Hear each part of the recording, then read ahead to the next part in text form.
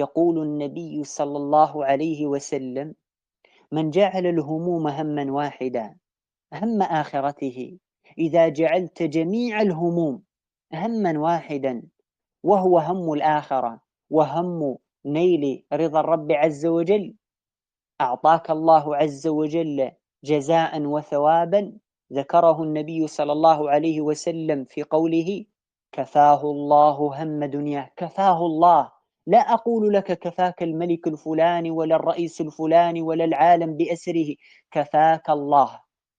ومن وجد الله لم يفقد شيئا، ومن فقد الله لم يجد شيئا. إذا وجدت الله ما احتجت إلى أحد وما فقدت شيئا، ولكن المصيبة والداهية إن فقدت الله لم تجد شيئا ولم تنتفع ولو وقف معك جميع من هو على وجه الأرض، بل الأموات معهم.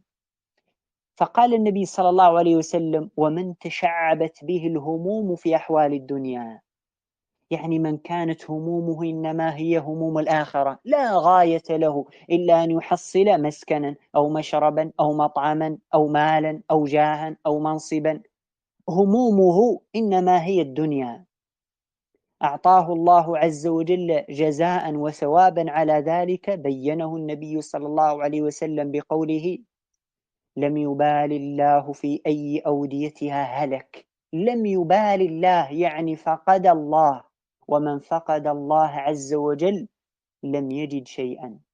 ولو أن العبد تأمل في هذا الحديث ونظر إلى حال الناس في الدنيا، بل في حاله هو، لوجد أثرا عجيبا لهذا الحديث في أحوال الناس.